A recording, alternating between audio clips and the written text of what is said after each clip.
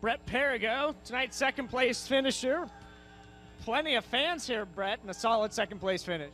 Yeah, I got to shout out the Turn 2 Terribles over there. They're all a bunch of good guys to hang out with, talk to. I really like them.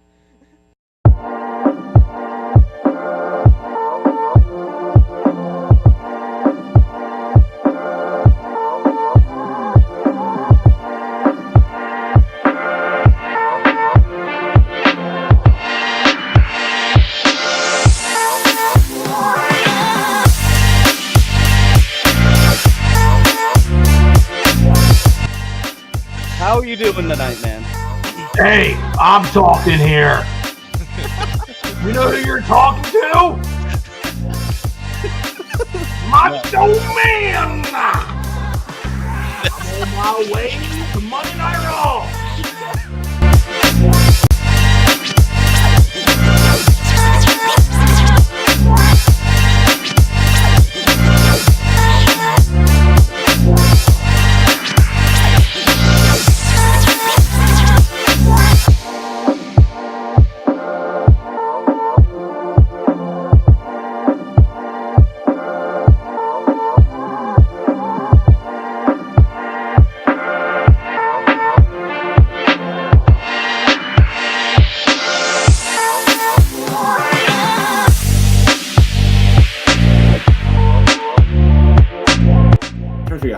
The second one.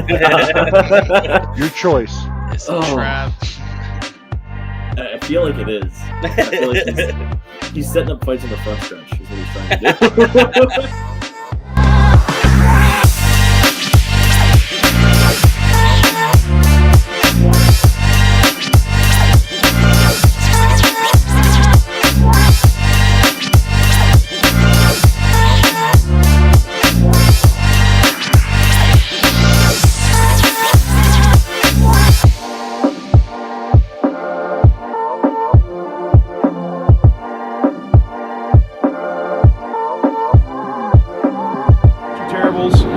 Speedway. We've got Devin Borden with us. At Keen Motorsports Shop here with Kyle Keen. Sitting here with Sean Keen. We're going to talk a little bit about racing history. Yep.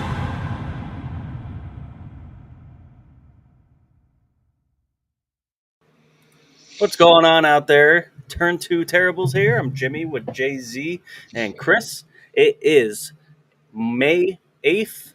We are closing in on Outlaw Weekend here in PA. We are going to recap tonight a busy race weekend, one of the busiest that we've had so far around the country.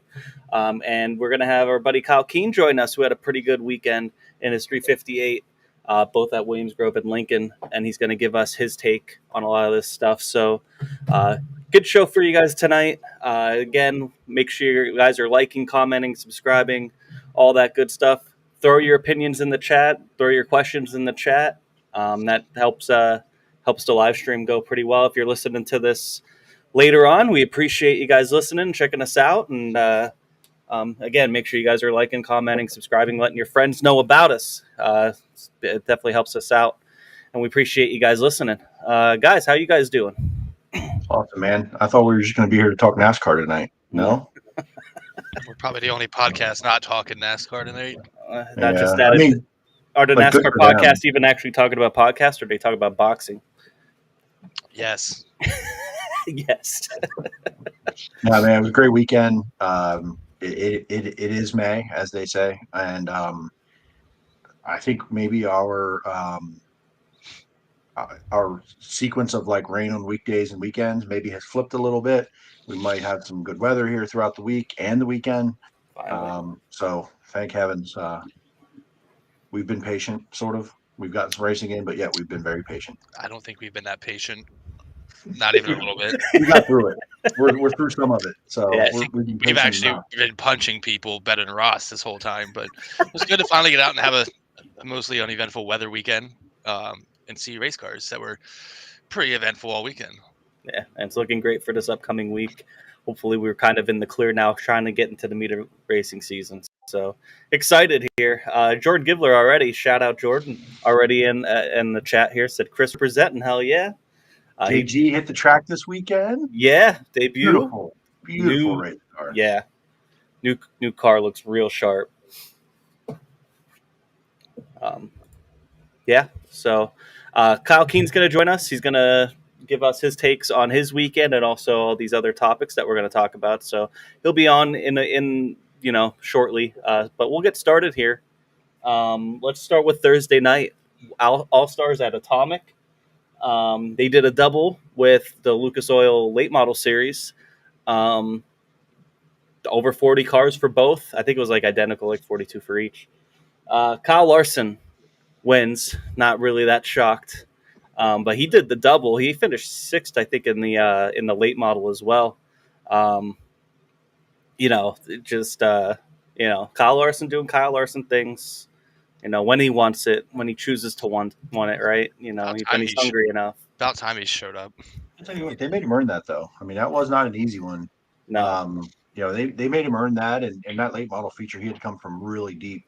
And they didn't really show him a whole lot till the end there because the race for the lead in that race was phenomenal for quite some time. But that the sprint car race was great. I was entertained, so that's all I can ask for. And Atomic put on a pretty good show there. Yeah, for Thursday night, you can't ask for much more. Tyler Courtney was second, and Rico Abreu, who we're going to be talking a lot about here, I feel like, because he had a hell of a weekend, finished third. Larson, he had to earn that one. Track was in pretty good shape. There's a bottom and a top. It was wasn't as dusty as an Ohio track you would expect to be, but it was it wasn't bad. But yeah, he went out and he earned it, and then he hopped right into the late model and went and charged a sixth. I don't really have anything else from that. I mean, we're watching it from home. Not too much going on there. To talk about. Yeah. And right on cue, perfect timing. Let's welcome in Kyle Keen. Kyle, thanks for joining us tonight. What's going on, fellas? How's everybody doing tonight? Pretty good. You had yourself a decent weekend, huh? Yeah, it was all right, up and down. Kind of like racing in general. Hit and miss. Well, let's get into Friday night at Williams Grove. We'll start with the 410s. The 410s, we had Chase Dietz getting the win over Freddie Raymer and Danny Dietrich. It was the Outlaw tune-up, so they did time trials. Chris, you were also there. Yeah. What did you see from the track? I think you could tell we had a lot of rain last week. It was the first time I think all year it didn't get as racy as I remember the other 3 weeks. It kind of had that traditional like one lane and a half type thing going on. I think it got better for 358s, but it was still shaping up to be a good race with Dietz and Dylan Norris. They were tracking. Chase was tracking him down pretty good before Dylan kind of got caught that lap car at a bad spot and spun around. Not a bad race. Track was good shape, but you can just tell we've had a lot of rain, I feel like, from the IC. I don't know what Kyle saw from the seat, but that's just what it looked like compared to the other 3 races we had. Not a bad crowd. You could definitely, I think, tell that the Outlaws are coming. So it wasn't the packed house we had the first 3 weeks, but not a bad crowd for a regular show. They'll make up for it this week, that's for sure. Right. Kyle, what did you see from the seat? Oh, sorry. Go ahead, JC. Nope. Oh, you were there, buddy. I was not there. I just kind of from afar observation. So go ahead, Kyle.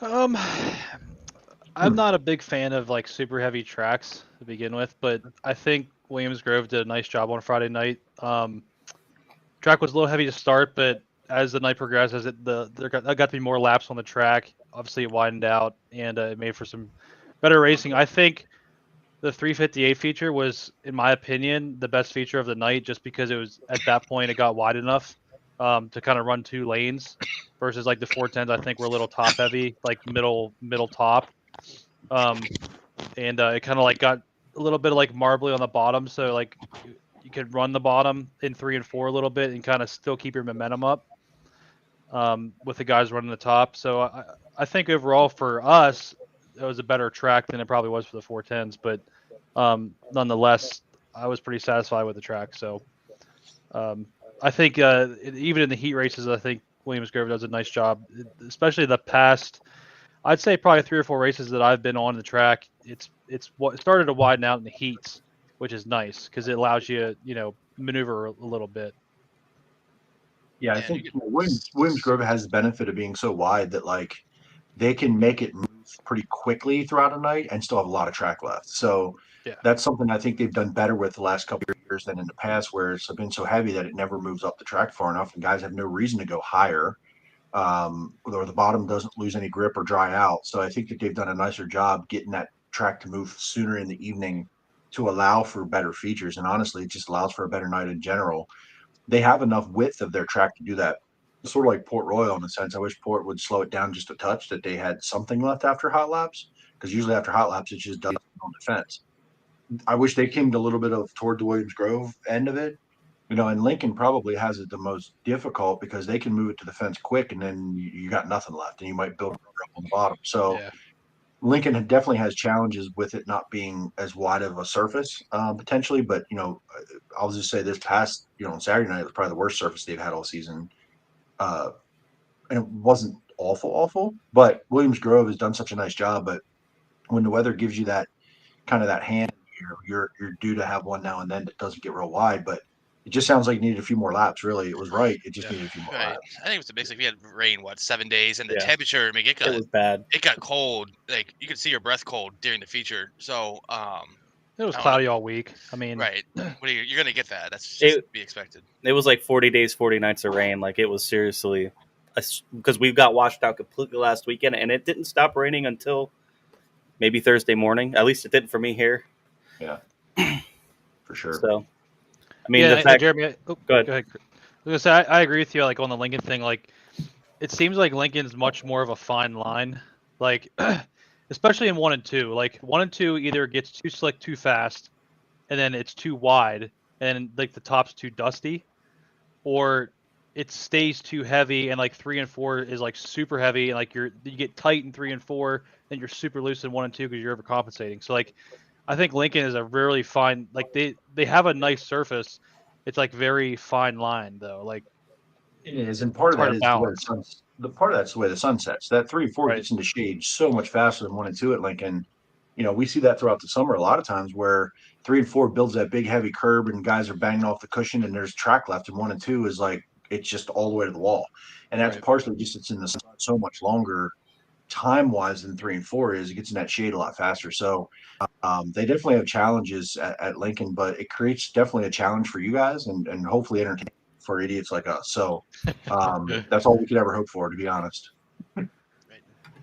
So back to Williams Grove. I mean, we talked 410s and then Derek Locke last lap pass around Nash for the win. Derek Locke is good at Williams Grove, in case you didn't know. He kept going low on him, kept going low. And I think Nash kind of wanted to protect. It looked like he just kind of went middle to protect, and Derek's like, I'm going to go around the outside. Tough break for Nash, but you gotta appreciate Derek Locke there. I was happy for Derek because you just know, like he's him at Williams Grove in the 358. But man, I was gutted for Nash because he led pretty much that entire race. He led 19 of the 20 laps. In fact, he led 19 3/4 of the race. But keep an eye on Nash this year. Yeah, for sure. He's fast out of the box. Yeah, he was. He looked real. I thought he was gonna be able to hold Derek off, but he was running it so perfectly. He was hitting that higher line, at least in the 3 from west where I was at, and he was running it so smooth. And Derek was driving in hard on the bottom and kind of getting where you can see his nose. And I think that worked because that last lap Nash kind of just went to the middle. I guess, like I said, I think the guard is slider, and Derek just ripped the cush. Yeah, Kyle, you had your battle with Derek for a little bit. You tried holding him off in your heat. How'd your whole night go? It was pretty good actually. I got lucky and drew the number 2, which is a rare occasion in my career, but for some reason I'm good at drawing 2s this year, so I'll take that. If I could draw 2s the rest of the year, I'd be satisfied. So I bet you would. Yeah, I bet you will again. I bet you will again because you're on the show tonight. That's right. If we can get that again at the Grove, if I can start the poll at the Grove, I'm happy. But it was good. I kind of messed my startup for the heat race starting on the pole. Nat was on my outside, and he like kind of jumped a little bit, and then like stopped. So then like I was like, oh, I'm gonna smack on the gas. Well, I smacked on the gas, and I probably caused my motor to stumble a little bit just from doing that because it was like off then on, so like abruptly. So I stumbled just like a little bit, and that was just enough for Nat to take off and just beat me off the corner. And then at that point, it was just trying to run him back down, and I was making ground on him. But as I was making ground on him, Derek was making ground on both of us. So like I was trying to figure out a way how I was going to get by Nat and hold Derek off, which is very hard to do. Yeah. Especially at the Grove. So I was on the new tire on Friday night, which was my first night on the new tire. And I was really struggling in 3 and 4. So at one point, when Derek was close to me, I kind of missed the corner a little bit and almost spun out, and he just snuck by me. But I think I held him off for, I don't know, 5 or 6 laps. But so, I mean, it was okay. I wasn't satisfied with going backwards in my heat, but, not really making excuses or anything. But I felt decent. And then feature time, the thing was a rocket ship, man. I mean, it was just straight up stupid fast. And I wish I would have had an opportunity to have breaks to finish out that feature because I really think I had something for the top 5 there. We got up to 5th from 8th pretty quick. We got by some really good cars right off the get-go, and Cody was in front of me. And I felt like I was running Cody down for a little while, and then lost my brakes, and that was kind of the end of that. Just trying to hold on, just run the top. You don't need as much brake when the top's that heavy. You can kind of like enter off just a little bit and ride it. So that's what I was trying to do and just kind of keep my position. But finished 8th, and I was, satisfied with that. Not where I wanted to be, especially being at 5th at one point, passing guys like Steve Owings and Doug, which are, extremely strong at the Grove. Everybody knows that. So I was happy with that. But it's time to knock those top 5s down. Yeah, for sure. How uneasy of a feeling in the middle of a race to lose brakes, especially at a fast track like Williams Grove? Like, how do you like, because you had to figure out, hey, I got to run the top because I got no brakes left. Like, how uneasy of a feeling is that? It sucks. I mean, it's not like, I was more worried about like when the caution came out, being able to slow down, not hit somebody. Yeah. That was really like my biggest concern. I noticed like I was trying to run the bottom, like when I got by Doug, I had a really good line in 3 and 4 running the bottom, and I couldn't do it anymore because I couldn't hold the bottom because I didn't have any brakes. So like Doug got back around me, and I saw he was running the top. So I was like, well, I think my really only option at this point is to run the top, So I but the caution came out, and I had to slow down, and I couldn't. So that's where I was like, uh-oh. And I kind of like on the restart, I held back a little bit because I was like, if guys start piling up and dominoing, I don't want to be like just running over somebody. So that's really like the biggest, crappiest part. I was lucky that it happened on a night there was a heavy track and there was a big cushion. Yeah. If there wouldn't have been, I probably would have been in a lot more trouble. Yeah, I was going to say that. It was probably fortunate that there was a lot of grip in the racetrack because Williams Grove, when it's not that way, you really have to get the car slowed down to be able to hold a line. Because if you blow the bottom and on a track that's bottom dominant, you might as well just pull the car in because you're going to get passed by all the cars anyway. Yep. So probably fortunate to be able to do that. It wasn't ideal. You would have liked to have some brakes to run that line in 3 and 4, but to do it with 0 brakes on a paper clip, pretty commendable. And I think you're going through those stages in racing where it's like, okay, hit on something, felt great, let down. And then there's things, they tend to clear themselves up. You keep going, you persevere through it. The mechanical stuff goes away, the dumb little shit goes away, and all of a sudden you're like, well, now it's just on me, right? Like it's on me. If I screw this up, everything was great. And you're getting through some of those things. I mean, we talked to so many guys on this podcast in the last year about this happened and that happened and dumb shit, and they had a fast car, but this happened. Eventually that stuff stops happening because it can't happen forever. And then you just finish where you're supposed to finish. So, I think that all things kind of worked out with the draw to end up in an 8th place finish with, the field of cars at Williams Grove is without brakes is nothing to certainly hang your head about for sure. And I think that track suits your driving style a little bit better anyway. So I think not only, did you have the car that felt good to you, but it also suits you're more comfortable at Williams Grove, Port Royal, Selinsgrove Grove than you are at like a Lincoln anyway. So Yeah. I think that it not only helps your performance, but it's your mental performance a little bit too. Going, I know what I want to feel. I know what I can do to pass cars down and maneuver. So, I think that all the signs are pointing upward for the rest of the season. Especially like at Williams Grove.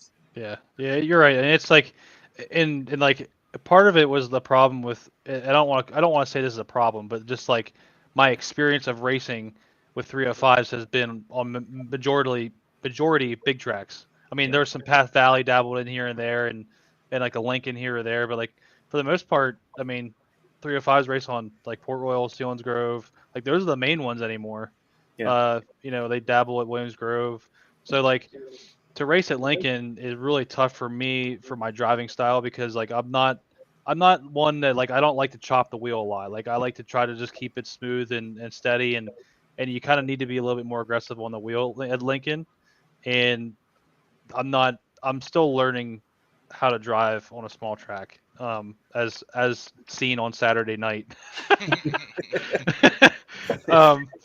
But it's like it's a tough joint, and there was 38 358s there. I mean, dude, like you look at all 24 cars that were in that feature. There's not one slouch, like not one. Every car is a quality car that was in that feature on Saturday night. I mean, it's no joke. I mean, when's the last time you saw 38 cars of 358s at Lincoln? It's a long time. Like Yeah. I saw that number again today and went, Yeah. 38 358s there? Like more than the 410s. That's Yeah. like I was really blown away by the car counts because I was interested to see. I know it was a big race for Lincoln between them and Port Royal, and when I saw Port Royal got more 410s, only by 2. Yeah. I'm like, wow, man, sprint cars are alive and well. But then you had 38 58s at Lincoln, and then you had 41 or 42 305s at Port Royal, and it's just, I mean, there you go. There was over 100 sprint cars running in PA in between just 2 tracks. It's a good sign. It's awesome to see. So the top 3 of Williams Grove was Derek Locke, Nash Healy, and Cody Hartlob. Ended up on the big. Okay. So there's your top another 3 good night for all those guys, right? Cody's now finished podium both nights. Derek Locke's won a couple races. Nash has had good runs, I think, both nights at Williams Grove. I think the first night was middle of the top 10 there. Definitely, like Kyle was saying, showing some speed early. Yeah.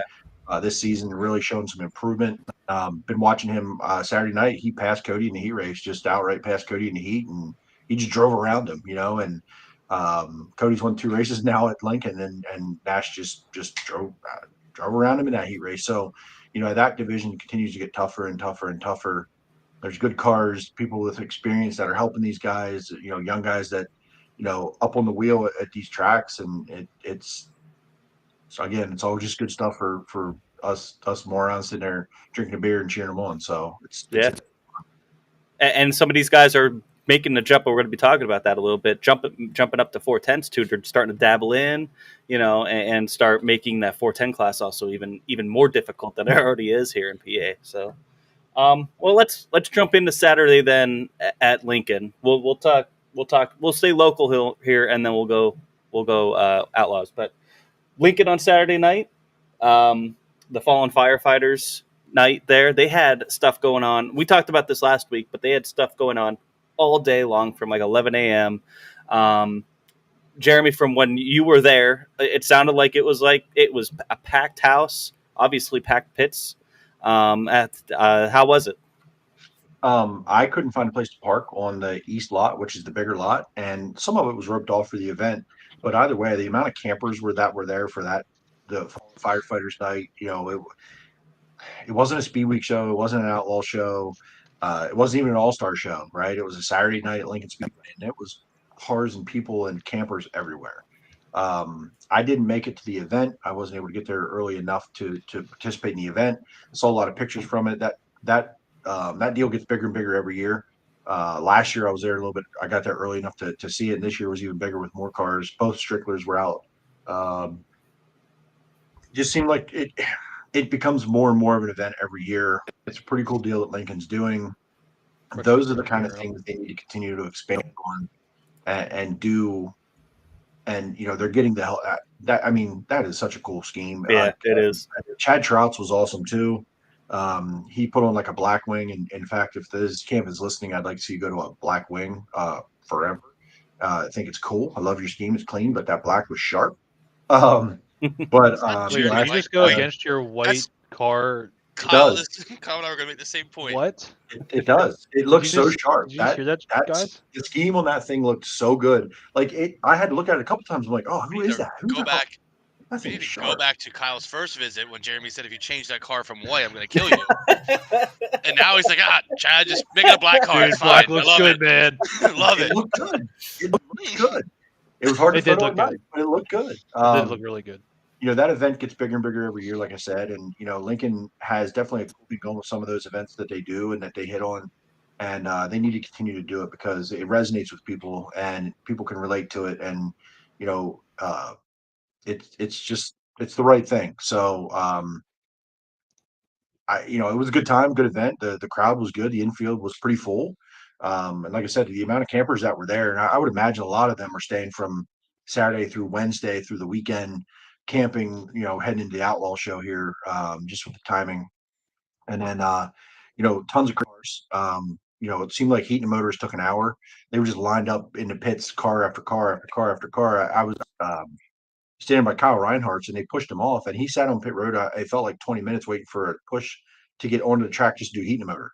There were so many cars, and it was cool to see that way. And Lincoln definitely had a good attendance on their hand, both in the pits and in the crowd. And the track was a challenge. I could see it right away during like hot laps. It was like slick entering one, but then it was gripped up the rest of the corner, and guys were doing wheel stands exiting two. It looked tricky from the start. I don't know what was different. There was a big bump entering one. It was in a different spot than it usually is. I got a lot of pictures of guys just buried into the first bump and then hitting the second one, carrying the tire. It was bouncing the front end up into the air, entering the corner, and the guys would get tight and have to. It was tricky.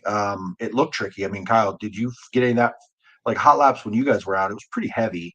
Looked pretty smooth and heavy, but did you get a sense of it was a little more tricky than usual from your perspective?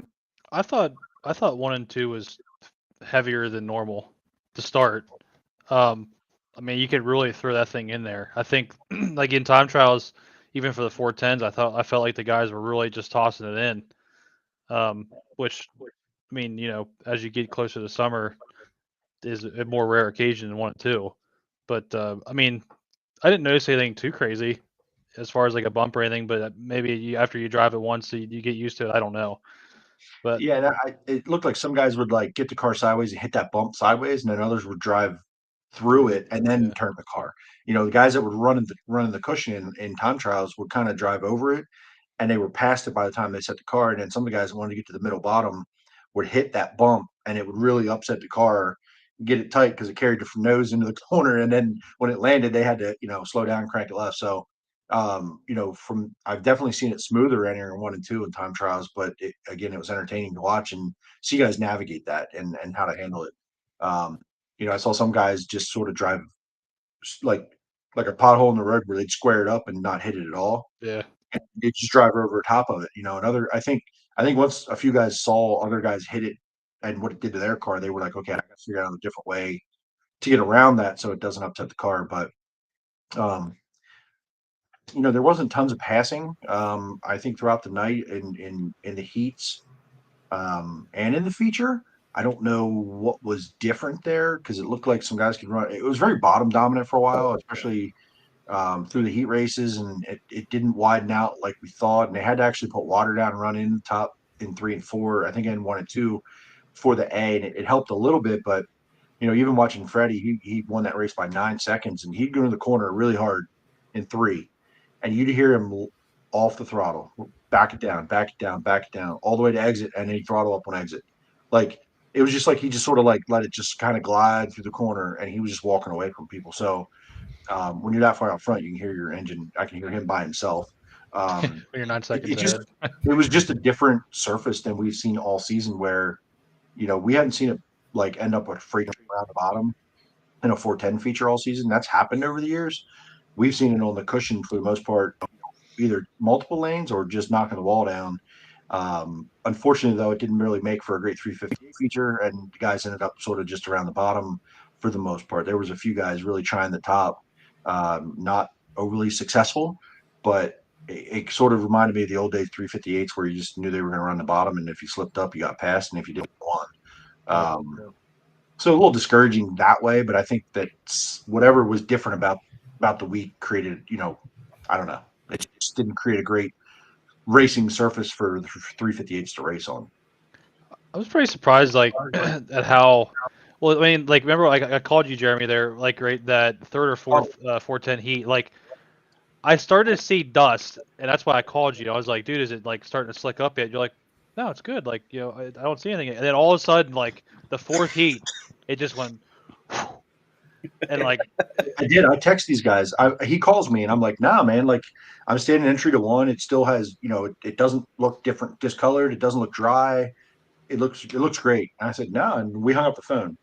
The fourth heat comes out. It was Danny's heat. They come out. I'm telling you, about lap 6 of 10. All of a sudden, it was just like someone just turned on the dust meat. The dust. I don't know how to explain it. I'm telling you, it went from no dust to just like Dust bowl. What the hell happened? Yeah. And from then on, it got dirty and dusty and marbles everywhere, and it got even harder to pass until they put some water down. So it was weird how it worked. Like, it finally got that layer of moisture off, and it was gone. It almost sounds like sealed it like Baps did almost all week. But they got hard and slick immediately. Like, yeah, for it to take that long. Yeah. Because it was weird. Because, like, I remember in, like, my heat race, for example. I mean, we were the third heat in the 358s, and, like, on the second restart, I ran the top in 1 and 2 and got into second. And then, like, after that, you couldn't run the top in 1 and 2 anymore. And I don't understand why. Like, it just completely went away. You try to run it again, and it was just like nothing there. I was like, it was like it started to dry out, and it got dirty up there, and then the grip was gone. It was really strange. Like, it was like flipping a switch like that. It was strange, and you were seeing dust from outside, from inside the track. I wasn't seeing it yet, but when it happened, where I noticed it happened. Like, it was like a light bulb. It was crazy. But yeah, it was tricky. I mean, there wasn't tons of passing, but Freddie had something figured out, and because the battle second, third, fourth was really good in lap traffic, but nobody had anything for Freddie, whether he was by himself or in lap traffic. He got better and better and better and could do whatever he wanted. I don't know if that's encouraging for him for Wednesday or discouraging for everyone else for Wednesday. I don't know. But I would venture to guess we're going to have a completely different service than what we just saw anyway, so it probably doesn't matter. So we'll see. This Outlaw track every year surprises me every year how shitty it is until feature time. Like, every year they go through the night, and there were years where, like, we know at Lincoln, low 13 seconds is hauling the mail around Lincoln. Low 13s, you can even get in the high 12s. There were years in time trials they're doing 14.8, 14.9. The World of Outlaws in time trials. And you're like, why are we here? What is this? Like, this is awful. And it gets it figured out where the feature is fantastic. There's always been a great feature for the Outlaw show. Yeah.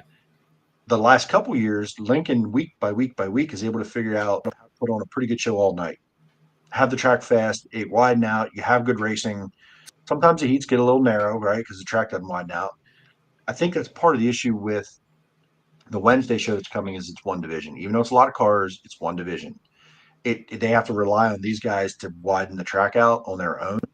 So I don't know if there's a little bit different thinking knowing that, and then they just get it right for the feature kind of deal. But that just means you better get a good draw and a good time trial. How many cars do you anticipate being there on Wednesday? 50. I think the over-under is like 46. I've been looking kind of already, looking at some of the, social media posts about some of the drivers that you kind of might think would show up that wouldn't be regulars, but are good cars aren't showing up. So, I already saw a couple. So, I'm leaning like right on the over-under, like a 46 number for me. I think some of the guys that are, 7th to 14th place cars this year at Lincoln aren't going to go for whatever reason, right? Not competition necessarily, whether that's parts and pieces. Is it worth the C main run and all those laps to maybe tear up my stuff? I don't have much stuff. I don't know, but I think it's less than, in my opinion, I think it's under 50. I can see that. I'm being optimistic with the 50. I think low I wouldn't mind 40s. 50. I think it'd be badass. I just don't know how many of those Lincoln guys, and it's not necessarily port guys coming down, because I think like TJ, there you go, 45 and a half. So he's going to take the under maybe. I don't know. What do you think, Kyle? I don't know. I think a Wednesday is a tough deal for your typical Lincoln weekend racer guy. It hasn't been. You don't think it has been? In years past, we've gotten 45 to 55 cars. Yeah, and I think this is one that they all circle. Yeah, Like, I'm sure there's guys take day off and stuff like that. Sure. I don't know. I could see over 50. I do. The only other challenge I see here is we don't have any all-stars. If you're an all-star driver, you're not coming. Who the hell's right? on? Well, maybe. I mean, they're no. If you're an all-star driver, you think Wednesday back out there? They're running. Where the hell are they running on Friday? Jacksonville, Illinois. Jacksonville, Illinois. So you can get to, but is it Friday night at Jacksonville? So that's Friday. So I mean, that's a tough turnaround, but I mean, really, who the hell are all-star drivers anymore? Because Tyler Courtney, Zeb's probably might be out. We'll see. We'll talk about that later. His wicked wreck. Scotty Thiel. I mean, I'm not downplaying names. I'm just saying, how many full-time all-stars are there actually that are going to go? Yeah. In years past, I may not have been in town to do it anyway on this night. But I think, like, does Justin Peck come in for this? Oh yeah, he already has it on his schedule because he's not full-time outlaw anymore. So, or all-star, right? So yeah, I'm with you. And so I think to get to the 50 number, you're going to need that Rico Abreu, Justin Peck, who the 97. Is he? Well, is he an all-star? And this will be a topic we could get into it right now. Buddy Kofoid and Parker Price Miller. Those are two guys that I would probably imagine would have came out for this. Now they're without rides. So, I mean, there's two right there that are right off the top. Or do they find something for Wednesday? Yeah. I think what helps the numbers is the fact that there's racing Friday and Saturday. Yeah. Like now that they know you can get, as long as the weather holds together, you can get three shows in this weekend. See, that's crazy to me. If Rico actually is not coming to Link, that actually, I saw him. I didn't know this. Go ahead. I saw him post something today that he was in Minnesota. I'm like, that doesn't sound like he's coming to PA. So that actually surprised me. He just won, right, at Lincoln. He won the Lincoln Outlaw Show. He just won again this week. They're on fire. I would have really thought he'd have followed into PA for his money. He already won at Lincoln. Like, how, I really hope that Brett Marks guy comes back. Should be here. I want to see my boy Brett Strickler have a good night. Yeah, let's go. I mean, you can't draw much better than the other night, though, can you? John brings up a good point. No Millard. That's a big hit. We're going to be missing that one. Maybe he won't be there. I don't know if you can get wing panels done in time. Now that we're talking this out. Peck is posse anyway. Now that we're talking this out, it might be hard to reach 40. No. I think they'll get 40. I think you're going to get Halligan. You're going to get, the port guys. The Borden will be back down here. Yeah. You're going to, you're going to get those, the main port TJ Stutz. You're going to get you might get Buckwalter, Mark Smith, right? If they get a car back together, they tore up another car in a big way. Yeah. Actually, I think they may not be on Wednesday. It might be ready for Friday. I think I saw. But I think you get some of those port guys in. You get your Lincoln guys. You get your Outlaw guys. You get some of the Travelers. I think you get 40. I think I'm confident about 40. I'm not as confident about 50. Yeah. How many did we have last year? Huh? How many did we have last year? I think it was like 43 or something. It was some obscure 40 number. I think it got to two groups. So if it splits at 42, I feel like we had a lot of cars last year, but I could be wrong. There was. It was in the 40s. I'm pretty confident. We had a lot of cars in the spring here, in March even. Like, Yeah, that's what made me optimistic about 50. But then now as we're talking it out and looking at all the guys that probably won't show up. So I mean, no Lance. He was there, in the winter. Every year, right? And he's not. It doesn't sound like they're running. I mean, you have Macri back. You should have Brent back. Yeah, I think 40 is pretty close. I mean, there's a lot of Outlaw drivers now. I mean, the Outlaws have like 15 guys now, just themselves. Over our buddy Zach Hampton's coming in. Ooh, Jimmy, you should work on his car Wednesday if he's here. Zach Hampton's probably gonna be in Jacksonville if it's the All Stars. Yeah, that's home-ish. Zach, if you're out there, right that's now, where Rico's going. let us know what you're doing. Yeah, I'm just trying to get back some crew guys. Tomorrow night. Maybe he'll be around tomorrow night. Posse Land for iRacing. Yeah. See what's he's due going for on. another. If he's here, another night of terror. If he's racing Posse tomorrow night, then we know for sure he's not on his way to here. Yeah, that's true. Yeah, I don't know. Should be fun. Then you talk about the Outlaws and how many full-time cars there are, and then you look at Lincoln just the other night and how many cars were there. Right. Let's say you take all those Lincoln cars plus Outlaws, you're in the mid-40s right there. Yeah, without exactly. someone guys coming in. So and that was I like don't low. know. That was like low 410 numbers for Lincoln. Yeah, it was. I mean, 30 from Port. Right. Yeah. This was a good question because I was thinking this, Christopher Noel. Do you know if Larson's coming? He could be a guy that could show up. I mean, they were already in Eldora. Where's NASCAR this week? Darlington. They're at Darlington. Right. So either way, I don't know if that would matter. It's a Wednesday show, so they're east of the Mississippi, is what I'm saying. Like, yeah, that flight travel distance, the time commitment kind of deal. I don't know what kind of late model deal he's got going on either. Right. So I could see him more, with the way NASCAR does their schedules and things. Because was that last year? That might have been Morgan Cup, where he flew in on a helicopter while we were all standing there in the pits. They were in somewhere. So, like, yeah, we were at Pocono. Yeah, I've been Summer Nationals. Yeah. Summer Nationals. My gut says I doubt Wednesday. Maybe going that NASCAR. Maybe we see the Bowman car. Maybe we see was it Leary or Swanson? Yeah, Swanson in there. You think Wednesday or All Stars? Yeah, it's weird. It's hard to say. Yeah, I don't know, but either way, I'm just trying to think of cars. We'll see. I think Christopher wants is Chase Elliott to show up. I know that. I know you, man. I see I'm it. putting Ross Chastain in my car. Yeah, there we go. John said it right as we were talking about. I believe we had Bowman last year for the Gettysburg class. Wonder if Swanson's going to be there. That car could be there for sure. Why not? I don't disagree. So, did we talk 358s at Lincoln yet? I didn't hear the. We talked about the surface a little bit, but how did that go? That had Cody Hartlaw. That's what Cody Hartlaw as the winner over Doug Hatmaker and Nikki Young on the podium. Your 7-win prediction is looking pretty good, Jay-Z. On Just Cody. saying, he should have won 5 or 6 last year. Like, he draws and gets through into the handicap a couple times last year. The way he passed cars and all the points and finishes he had, he probably should have won it 5 or plus races last year. This year they figured out the heat racing a little bit, get some good draws. They're right there, and you can see it. You can see what happens when he starts in the top 5 versus in the top 15. That division isn't easy, even for a guy like him to come from 15th and win. So you put a guy like Cody in the top 3, 4, 5 there, even though there's a Hatmaker and a Nikki Young and these guys behind him, he can get the job done, and he has the equipment and he has the laps and experience.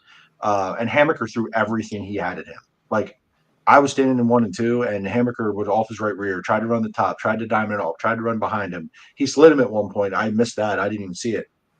And Cody and Victor Lane actually said that he wasn't driving super hard when Hatmaker slid him. He actually stepped it up. And that last restart, he started pulling away then in lap traffic from Hatmaker. So I think he had more there than even he was putting on. But pretty cool. I could see it last year. with the runs that he had and how good that car was and the features, that if he was able to start up front, near the front, and could get through the rest of the night, he was going to be a force every single week. And he already was, you know. What do you think, Kyle, about that field and how Cody's doing? No, I agree with you. Cody Cody had a lot of consistency last year, and didn't necessarily always like. He was secretly, quietly really good last year, and nobody took notice, and now it's just culminating. You know what I mean? Like he's finally it's coming to a head, and he, like you said, he's getting a couple good draws, and when he's starting up front, I mean it's tough. I mean when you outduel Doug Hamaker, you're doing something right. And Nicky Young is Nicky a Young, 410 winner. Like, yeah. I mean he has Cody been is. defeated a while, but still, he didn't forget how to do it. You know. And it was cool, like when we were practicing at Babson one night, Cody was on a different shock package than what he was used to, and things like that, and to see him just work through that stuff, and was he got 2 or 3 wins now? He was really struggling in practice, and all of a sudden he just turned it on, man. And it was cool. It's cool to watch it. It's cool to see that mentality of just keep trucking along, not getting frustrated, things like that really pay off for him, and he definitely deserves it. I mean, he's been doing this for a minute now, so like it's cool to see him finally start to peak, and he deserves everything he's got.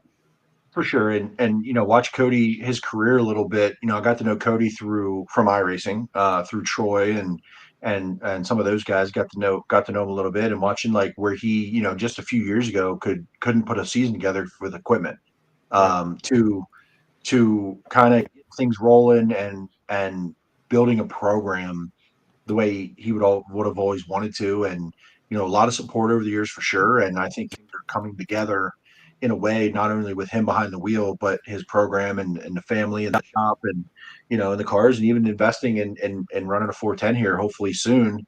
It's just all kind of come together. It kind of reminds me of Troy's trajectory a little bit, where we knew they could drive and they just needed the seat time and the program and all the things to kind of come together to compete at those highest levels every week, right?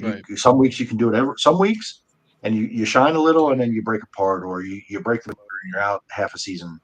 And it sort of just kind of grew. When you don't have that bag of money sitting around that you can just go and do whatever you want to do. So it's pretty cool to see for sure, and follow his career along, and it's fun to watch that division, and being a friend of Kyle's and with Brett, watching Brett's career. I remember I got to know Brett and his family a little bit, and became friends with all these goofballs on iRacing, and then watching his trajectory. I've seen him flip pretty spectacularly, and I've seen him learn how to drive a race car, and progress in what he's going through. So it's a neat little kind of deal with a lot of those guys that they're not young anymore, and they're not old either, and are starting to like figure it out. And it's not just behind the wheel, that helps, but also figuring out how to finish a race where you're supposed to be aggressive or be smart. So it's been fun to see, and if he ends up on 7 wins,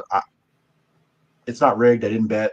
I don't know anything. Okay, but you got 2, and it's May 8th, so we'll see. I think to get to 7, he'll need to pick up 1, maybe 2 at the Grove. And he's only a few laps from that. He should have had one. Yeah. He should have had one that first night there. He led the first night and was there, and it was there this past Friday. That was a seat time thing, and and listen, these guys travel a little bit this year. He's going to go out to a Sealands Grove or a Path Valley, or move around a little. He is going to run the 410, so I don't know if he'll miss any.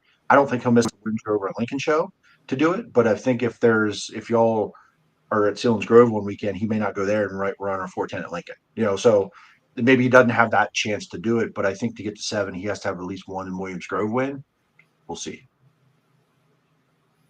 And he's going to be doing a little bit of dabbling in the 410 too, so that might take. I don't want to say it's going to take away from the 358 stuff necessarily, but Sorry, what'd you say? I think he'll take from the Grover Lincoln. Like I said, I think that if the 358s are Grover Lincoln, he's running points, he's going to be in a 358. Where weekend the 358s are off, or they're like Sealands Grove, right, or Port Royal they're running, or Path Valley, he may not go there and run a 410 at Lincoln on that week. I don't think he's going to step out of a 358 Grove Lincoln night, weekend kind of deal because of the points. Got you. Wrap it up, Lincoln. Kyle, how was your night overall? Good to really shitty. I mean, I started 5th my heat and was up to 4th. Well, I got the 4th because unfortunately Nat took a pretty hard tumble there. Not really sure what happened, but so we had a restart. Was 4th, got around the top pretty good in the first corner, got to 2nd, and then part of my mentality this year has just been drive it harder every single lap, and I drove too hard and got into the marbles in 3 and 4, and then let Steve Owings and George Streaker slip by me, and kind of held my spot in 4th. Well, I actually let 3 cars slip by. I let the 23 car get by me too. I ended up getting him back, but ended up 4th, which just 1 spot out of the redraw. Man, I was pushing for that redraw spot the last couple of laps. I mean, I wish there would have been the top of 1 and 2 because I think I would have got it. And then started 15th and just, kind of one of those things, just not really comfortable at Lincoln yet as far as, racing. My driving style is not a Lincoln driving style yet, or I haven't learned how to adapt my driving style to Lincoln is what I should say. And just some small things on setup that were hurting us, and I don't think we're far off.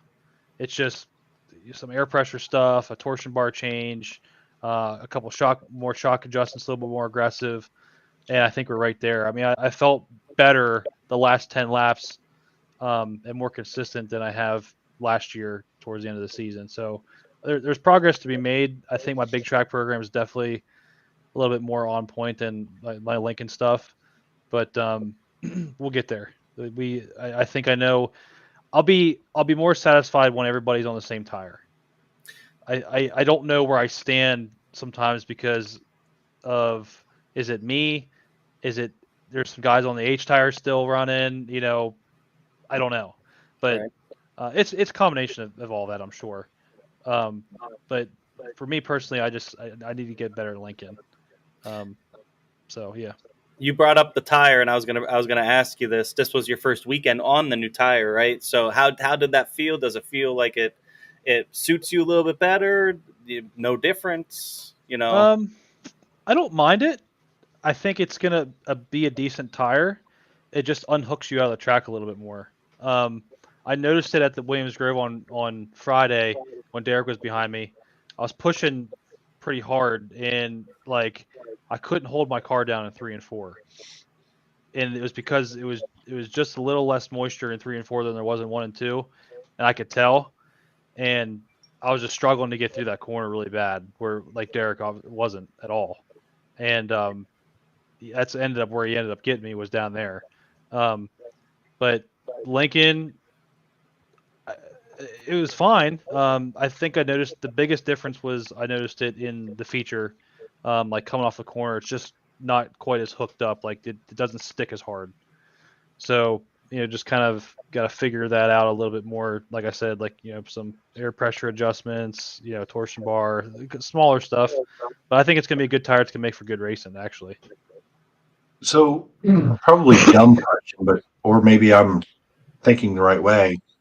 Do both the left rear and the right rear are the same compound as far as grip, essentially? If we say they're the same, I know the sidewalls are different, but are they generally considered to have essentially the same grip level with the compound that it is? That's a good question. I don't know. I don't know that answer because the right rear is technically a D15A and the left rear is a D12A. I don't know what that means. So the reason I ask that, and maybe it is a D15 left rear. I can't remember. I think it's a 12 though. You off on that, but I know that I feel like if it's trouble getting it to stick on the right rear, and the way these cars come off the corner, do guys start either putting more weight even more on the right rear to get it to do that, or do they go to the left rear with a softer sidewall and get these cars driving off the left again? Where it seems like the trend lately, especially in 410s, I know the 358s are always a little bit more right, generally speaking, but the 410s, it's been this trend of leaning a little tighter on the right side. where if it's a softer sidewall on the left, and softer sidewall to me means it gets down and it's digging in my brain, but I'm probably wrong. Do guys start moving to the left rear a little bit to try to find that loss of grip or drive off? I think with this new tire, I've been trying to get off the left rear. So like more air pressure in the left rear to keep it up more, like get it a little stiffer. Because like something I worked through with Dakota on Friday night, you can get into the corner, but it's almost too left, like it's folding just like too much, and it's causing you to kind of, I don't want to say unhook the right rear of the track, but it almost feels like it is. So it almost feels like it's lifting the right rear literally up out of the car, like out of the track. Whether it is or not, don't know, but that's just what it feels like. So I think the trend has more been trying to get it more right. Okay. And that's when this all first went down, that's where my brain went to. And you're not the first person to say about the some of the difference they feel is the drive off, right? Off the corner, getting it to dig off the corner. I think Lance actually talked about that on Wing Nation, like at the Grove, of really getting that drive off, or even Port Royal running off the bottom. Doesn't quite have that forward drive that he's used to having. So that made me think about the left side deal. Right. Getting it to the left a little more if you have a soft sidewall. But initially my brain went to, okay, guys have been leaning more and more right on the right sides, early run especially. So are they going to be even more right to try to offset the stiffer sidewall, put more weight on the right to get it to push into the dirt, into the harder than they were already? So that's where I initially went, but now hearing about drive off the corner. So it's like that balance, right? Whether that's the balance of the entry, the balance of the exit, and getting that just right where it feels good, and you're also faster than the guy in front of you. So I can imagine it's not easy for you guys to like figure that out, along with in your world, lack of seat time, right? You're still figuring this out. So take lack of seat time and throw a new tire at them. Imagine their brains are in a pretzel. I got a pretzel in my head. So I can only imagine the challenge that is, and going out there and feeling good one night, the next night turn around and struggle. Right. I mean, so is that you or is that part, right? Like, how do you know? Yeah. And that's what sucks. Like it's hard for me to swallow being a top 5 car one night and then running 20th the next night. But it's just kind of like an attitude thing. Like you just take it on the chin. It's probably some really small things that just need fine tuned, and let's move on and keep pushing forward. For sure. All right, I hijacked the conversation enough. Go ahead. No, you're good. So that wraps up Lincoln. Port Royal thank you guys for your insight there. Some of us weren't able to get there and weren't able to watch as it was not on Flow. I think he's still salty about that. So I was following it on Race Monitor though. So I didn't know what happened to Nat Tucky because I saw that it went green and it immediately went red. What's that? I still don't. I don't either. I actually asked somebody at work, and they said and nobody knows. This was your heat, and you guys did go red, but I don't think it was for Nat. Yeah, it was for Nat. Yeah. How did I miss this? What was I doing? It'd be great if we had a replay or taking pictures. Some video on demand. We'll get dirt station in 3 days. You were parking, and you parked on the front stretch. You were right in front of me, so it had to be in 3 and 4 because I was in 1 and 2. I thought he wrecked in 1 and 2. Maybe it was 3 and 4. Not. There's no way. Not. It had to be 3 and 4.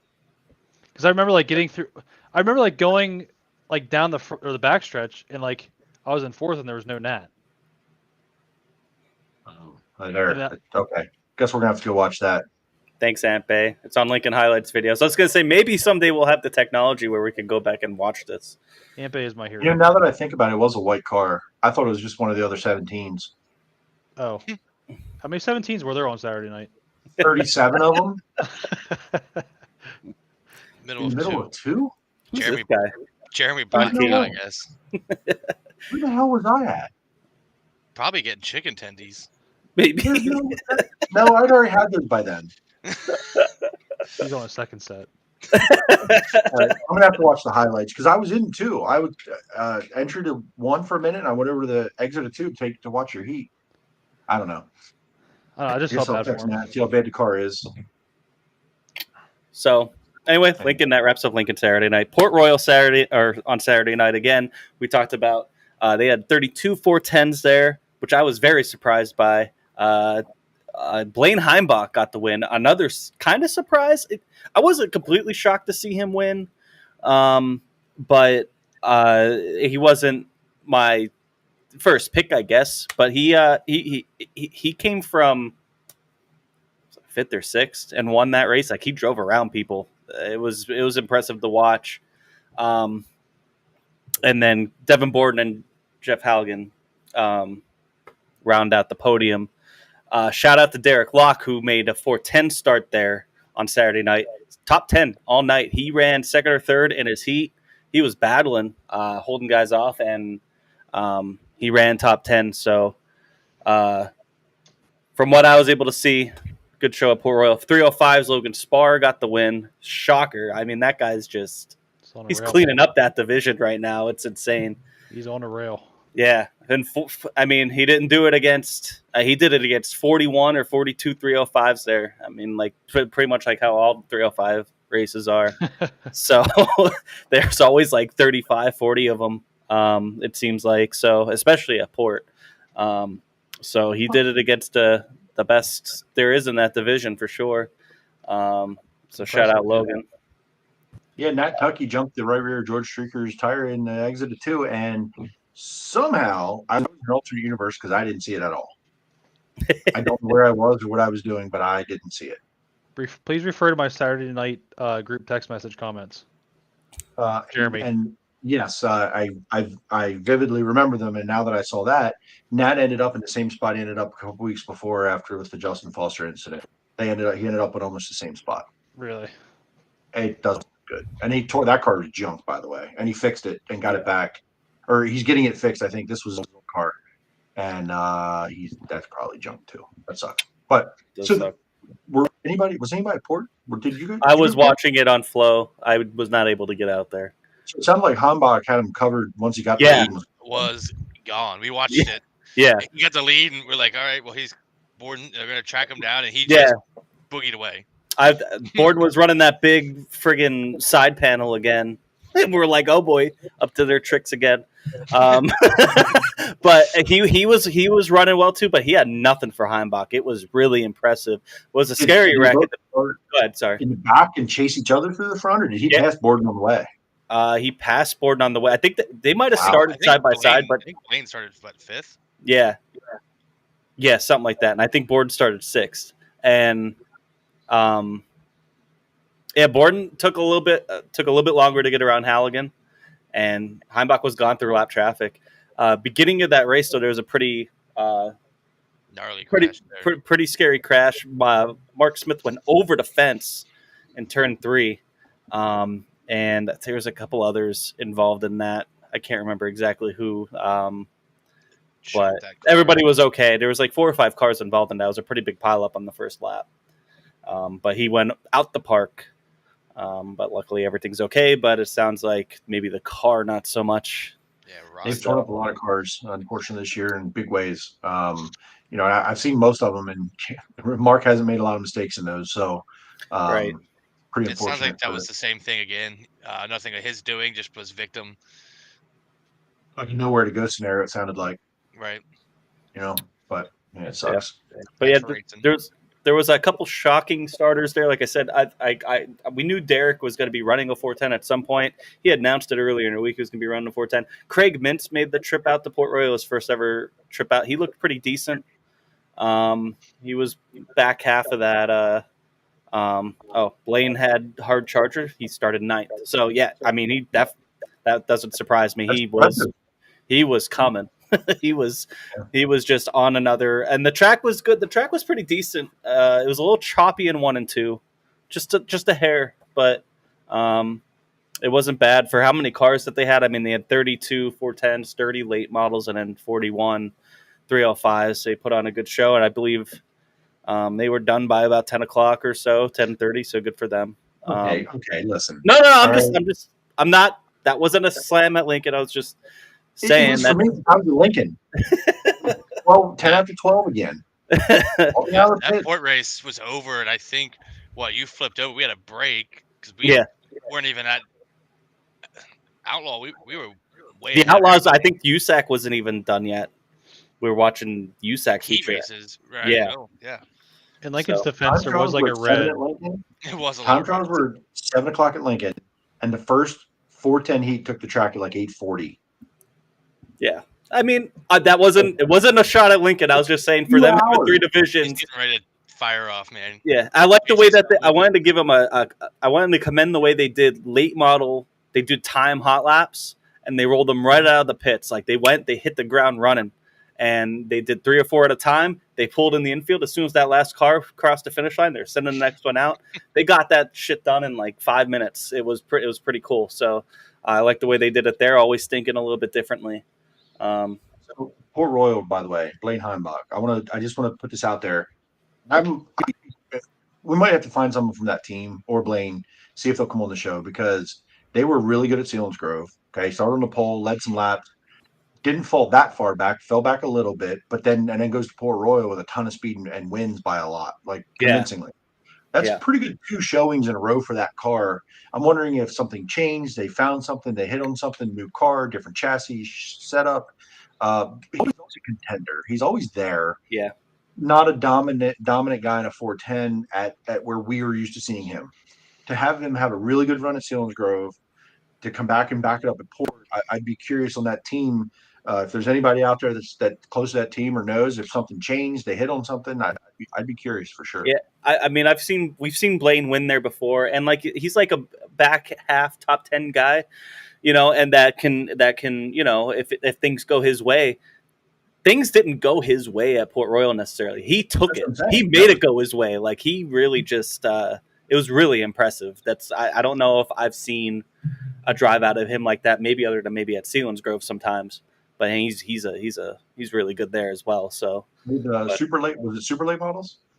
Yes, and I think Mason Ziegler. Oh, nice. Right. I don't know why I missed that completely. I missed the rundown completely. There was a lot of racing going on Saturday night, so I can't remember all of them. I should have got that written down. But I'm pretty sure it was Mason Ziegler. Nice. That's pretty cool. And then 305s? 305s, Logan Spar. I mean, the show, Logan Spar, 4 in a row for him. We put a post out today. I mean, out of all the five ex-guests on the show were winners this past weekend. So, pretty awesome weekend for all those guys here in locally. I mean, at some point, we're going to need new people to win because I can't have the same people back every week. Like, competition's got to step it up. We can have some new people on. I mean, you're all going to let Cody and Logan Spar run away with it here, So, why'd you guys let me on for running 20th? Nick Norris won. Is it fake? I think Ziegler finished second, so I was wrong. I'm sorry. Nick Norris. I've literally never heard that name. That is, I know Ziegler was up there. Maybe he started pole, but he was definitely up there. But I apologize. I think I switched over. To be completely honest, I'm pretty sure I switched over to either USAC or Outlaws after the 410 feature. Kyle, did you ask why you're on the show? Yeah, he said, people asked, what, you invited me on for running 20th at Lincoln? There's a kick in my Michael Norris, not Mick, but Michael Norris. Yeah, that's fine. Thank you guys for hate pattern. Yeah, thank you guys for correcting us here. Yeah. Dylan Jake 6th, Colton Flinner, a lot of the normal names, a couple new names on there. But yeah, I'm not familiar with the Michael Norris and the Hayes Mattern. I know Hayes Mattern. I know Hayes Mattern a little bit. Yeah. Yeah. But 305s, you had Logan Spar, Drew Young, Christian Rumsey, Roger Irvine, and Kenny Hefner. Pretty good run for Drew Young. I haven't seen him up front a ton at the big tracks, so that was a pretty good run for him. That Christian Rumsey, I've seen that name a lot here early in the season. I'm wondering, might be somebody to keep an eye on for sure. Yeah. Roger Irvine, that name's been around forever, and Kenny Hefner are the top 5. He's a big Port guy. He loves racing Port Royal, so it's cool to see him. They've had some bad luck again to start the season. They had some bad luck in the last season, and some bad luck to start this season. So it's cool for him to hopefully get some momentum, get that car rolling again. Braden Nyler giving us a little scouting report on Michael Norris, the Crusher kid, Lernerville local, taking over Port. So maybe another Lernerville defect, like AJ Flick coming to port. Yeah. So thanks, Braden, for that. No, thank you, Dutch, for chiming in there before Braden took over. I trust your info over Braden. I don't trust Braden at all. All right. Speaking of Outlaws, let's talk about that real quick. Friday night out at Eldora, Logan Schuhart got the win over Rico Abreu and Donnie Schatz. And then on Saturday, Rico won over Donnie Schatz and David Gravel. Rico, that's what I was saying earlier. Rico had a hell of a weekend. He had a third, a second, and a win. Definitely showing a ton of speed with that. And it was not an easy field at Eldora. That was, you had... obviously all the Outlaws, they had everyone there. I mean, we had Lance there, we had Brent, we had Macri, who else was out there? I think that was it. PA-wise. Posse guys. Oh, Landon Myers, I'm sorry. Landon Myers was out there. Mm-hmm. But then you had Buddy, you had Parker Price Miller, which we know what happened after, apparently. You heard about that? Okay. I don't know. I haven't. Have you guys heard about this? This was Has it made the rounds? I don't know. Trolls. But yeah, good for Logan. Logan looked pretty good on Friday night. He's been knocking at the door for some more wins here. He's definitely in that point conversation in terms of championship there. He just hasn't seemed to be able to get the wins and run consistently in those podium spots like Gravel, Macedo, and Sweet. But he's right there in points, so getting that win was big for them. And then if Rico just jumped on the tour, he'd probably be. I think he's ready. I mean, I think that was. I know that's one of his end games, and them going true outlaw this year. Well, they always are true outlaw basically, but really stepping up their game a little bit, going a little more outlaw. It seems like they've been really fast. They're top 5 every night. I feel like so. But Brad Sweet takes over the points lead. Yeah, it's only a matter of time. We told that's going to switch. I think that's going to switch 5, 6, 7, 8 times a month. the way it's going, they're so tight. So like Macedo has a Grove weekend, man. Right, Brad Sweet's Globe. Macedo finished 13th Saturday night. That broke his 22 race top 10 win streak, and it loses the points lead. What a kick in the balls that must be. But only 2 points. But still, I mean, it's those 3 guys: Macedo, Gravel, Sweet, have been the top 3 night in, night out with the Outlaws. They're going to have hopefully a battle season long. Logan's definitely right there. He's definitely just not consistent enough this year. He has a lot of the stats. He's right there. He just hasn't been getting the wins. And you're right. It's his 31st career Outlaw win. Is that what I saw? Yeah, I think so. Yeah, that's mind blowing to me. I mean, when they winning, just how long he's been on the tour and how good that team has gotten. But when I saw it, I was like, wow, that's a significant number for a guy that kind of blew up the last few years. Yeah, they've really figured it out the past 3 years or so. They've really turned a corner, that whole team. Both obviously Logan and also Jacob. I mean, he started knocking off a couple wins. He has about 4 or 5 wins, I think, now. So I mean, I think Wednesday night, Lincoln Burns. Mm-hmm. It's happened before. I think Donnie Schatz might be the most impressive finishes there at Eldora for me. Not to take anything away from those guys, but seeing him in the podium type spots and at Eldora when that's probably he's won. I get it. Listen, I'm not saying he's not good at Eldora. Like, I'm not an idiot, but he's not the first name you think Donnie Schatz is Eldora. Like, you think Donnie Schatz first? You probably don't. But to see him have that success there, probably. I mean, I feel like a guy like him, this tire might suit versus what they've been doing. The tire change, and they've had some data and they've been whatever. They have quarter of a season. It might lend toward Donnie it helping him versus hurting some of these other guys. I don't know. Time will tell, but I really don't want him to figure it out till they leave Central PA. So let's just hope that he doesn't get it figured out Wednesday, Friday, and Saturday. You can leave and figure it out there. So we've seen enough of that over the years. Him coming in here and just wiping the floor. So honestly, though, this time around, I would not hate a Donnie Schatz win because you never know. What is wrong with you? Because you never know that when's the next time you're gonna. It might be his last one. Don't care. I really don't care. Did he just say come into PA, donate shots wins? That's what he I just said. said I wouldn't hate it. I wouldn't hate it. Oh, You're an idiot. I'm not rooting for him. I'm just saying I sending wouldn't you hate to it. Ohio. I hope you're not Patty. sitting in I'm Beer sending Hill you on to Ohio, Friday. bro. You deserve to hope be an someone- Ohio racetrack. No, it I feels hope better. somebody throws a bike at you.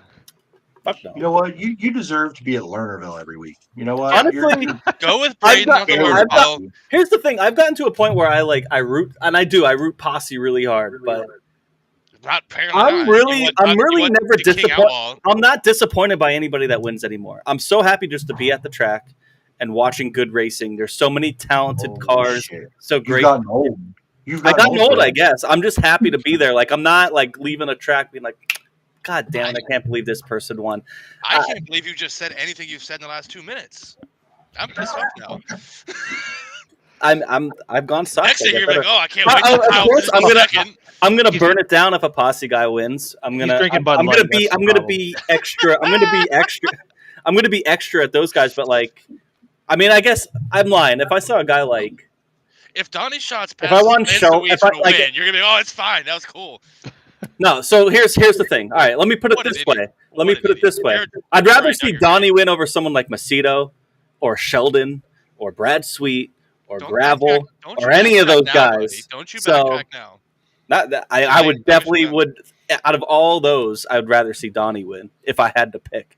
This just like hammers home the point that everybody hates a winner because he hasn't won in a long time, hasn't Yeah. been as dominant in a long time. Now it's okay. It's like when Jimmy Johnson Well- stopped winning, everybody was like, "Man, Jimmy Johnson to win one more would be cool." Like, is that where we've got? We hate I think winners. so, and not just that because it is towards the. I mean, I'm not saying he's like retiring this year or anything, but like you don't know. He could go win anywhere else and it'd be fine. Okay. So Just say here's a that. question: does Brad Sweet finally break through at Williams Grove? This I weekend? will. No. He did He won last year. last year. Did he? He won the Summer Nationals. Oh, that's Yeah, right. but either way, he's not winning. Am I even it was a great. Spectre fan? Well, it's great because I wasn't there. So I That, got was to- that the night that Danny drove through Freddie? No. Danny would never do such a thing. No, No. I don't know if that was the night, but Sweet drove around. Because Danny? that fight was the night that we were at Pocono, I think it was. I think it was the same night. which was Summer Nationals. So I don't know if it was the same night. It was one of the nights. But Was it? I mean, because it's Friday, Saturday. It could have been. Yeah, it could have been either one. I don't know if that was the night because I think he drove around Danny near the end of that race in 1 and Yeah, 2. But Danny and Freddie had to issue the heat race, so it could have been the same night. Yeah, but they wouldn't have been up front. They were jump. Danny Oh no, finished. Danny passed him for a transfer spot and Right. wiped him out. That's right. I don't know though. I don't remember. But either way, Sweet won that race, passed our guys, That's right. and I won remember it, that. and it was impressive. And I think it was huge for them. But I'm over that. I don't need to see it again. That's fine. Yeah, unlike Yeah, Jimmy, he I'm- wants to see I'm- the Outlaws win. I did not say I wanted to see an outlaw win. I'm just saying I'm fine. I'm not gonna be depressed if Donnie wins, and like I used to be when he was kicking our ass at National Open a couple of years ago. I think Macedo's the guy to watch. He's been so fast at Williams Yeah. Grove the last couple of years, and he's been there. Just He's hasn't good at knocked it Lincoln down. too. Yeah, just hasn't knocked it down. David Gravel. Man, Lincoln is. We'll get into that, but man, Mhm. I don't know. So anyway, let's finish Yeah. up with that. Yeah, Outlaws yeah, Friday, so- Saturday. Yep, I don't Outlaw Friday and Saturday. That's pretty much it. USAC, it was part of Let's Race 2. USAC race was good. Justin Grant, I think, on Friday night. I can't remember who won Mhm. Saturday night. Leary. Won Saturday night. All pretty good features. It was nice. It was kind of nice to be home for the weekend and being able to watch all this different stuff, but it's also hard to keep track of when you're trying to watch it all at the same time. It's get a little bit of sensory overload, but what a time to be, maybe it was a good thing that Lincoln wasn't on Flow, so I couldn't watch it. I was watching that through Race Monitor. I had Flow up for Port. I had Flow up for USAC. I had Dirt Vision up for Outlaws. They were checking in at Knoxville, which I don't even know who won Knoxville. Rod Reitzel. Swept 410 360 was Reitzel. Reitzel? That happened. That would depress me. That's awful. That's, Hey, so you're saying streaming services kept you home this weekend, Jimmy? I would not say that, no. No, I wasn't going anywhere anyway. I had too much Already home, just happened to have them. Yeah. Okay, fair enough. I was just checking. No, in. I that did wouldn't not want keep you me to- home. I was really okay. debating on trying to get to Port, but we had too much other stuff going on, especially with what kept me home was this upcoming week, kind of. knowing that kind of 5 straight days of race. Well, at least 4 days or 410 racing, 5 days straight of racing here in PA. So yeah, let's get into that. Obviously, Lincoln Wednesday, Gettysburg Clash. Obviously, Outlaws coming into town. And shout out to PA Dirt Track and Creative for letting us use some of their graphics. But yeah, we got the Gettysburg Clash on Wednesday, and then obviously Friday and Saturday at Williams Grove. We were already talking a little bit about car counts on Wednesday. We're thinking about mid-40s, I guess is kind of the consensus. What do we think Friday and Saturday? I'm thinking less. I don't think they get as much as Lincoln. I don't know. High 30s, low 40s. Yeah, I think like 38 would be a good number. I think they split. I think they end up with a split of 42. I think that low 40s, 40 to 44, both nights. 17,000 to win Saturday. That's nice. Yeah, 10 and 17, I think. That's what I remember seeing. 17's a random number, unless it's for something. It's Kyle Keen. 17K, bud. Well, it's to commemorate all the 17s in Central PA this year. 30,000. All the 17s that are in 358s this year. Damn heat race of them. I didn't know who was who. He's got taped on letters like the rest of the field now because the grass came off. I don't know who's who. Yeah, the other side. That side's perfect. Hey, that was my good side. That was my good side. The other side's looks like Ross Chastain hit it. But I think 17 rigged for Sheldon Honshield's going to win on Saturday now. Oh God! Why do you just keep saying worse things? I love that. Said it's rigged. Yeah, I don't know. 17, Morgan Cup. Is BDB running either night or Friday or Saturday? They didn't say, but I imagine he'd run both. I would think. Who? Billy Dietrich. I'd imagine. I know Brandon Raymer's not going to be at either Williams Grove show. They've been running more Grove. They're not going to be Friday or Saturday. They didn't say. Billy and them didn't say last week, but they didn't say they weren't going to be there. So, I think that's the plan, from what Billy said. Kyle, how many 410s Friday and Saturday? Joke's on you. Kyle Keen's entering the race. 41 now.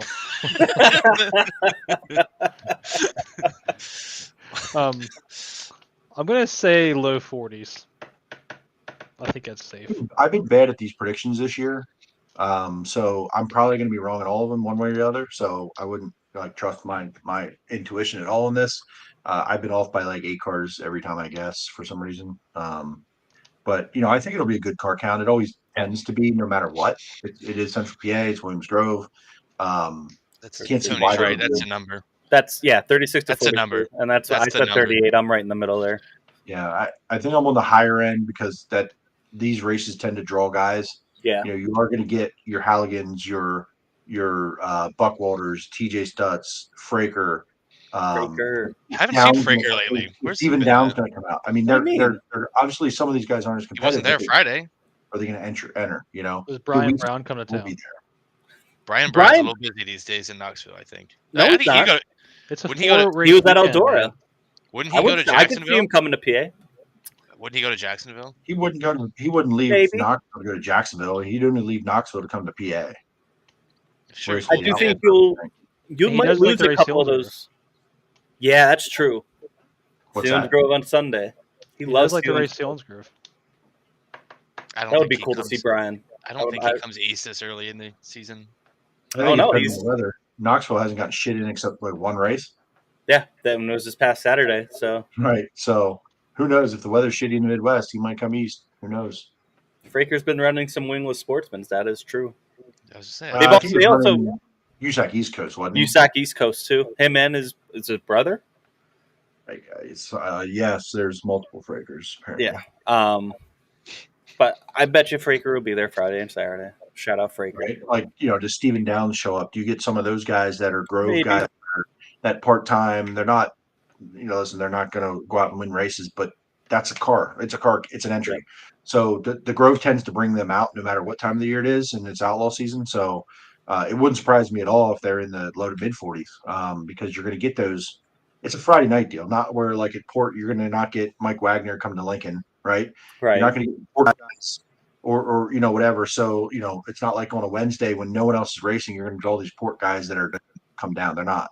But Williams Grove might draw that kind of guy. I So honestly hope Chase Dietz is there for both nights because that car was flying. Yeah, he said in his Victory Lane thing, he said he wasn't sure if he was racing this weekend. And then he had that wreck Saturday night at Lincoln, but that car was hooked up, hauling ass on Friday night, like all night long. It's been so I hope on the racetrack. Yep. Anyway. So, all right. So we're about low 40s there. And then we got Selinsgrove on Sunday, 410s and super late models, Ray Tilley Classic, $5,000 to win. There's a decent car. There's a pretty good car count. One of the better non-speed week. Shit, even speed week has been tough there at Selinsgrove. Shout out Alex Robinson. He's going to be there announcing. So shout out Alex. What do you guys think of car count there? Because it's going to be end of a long week.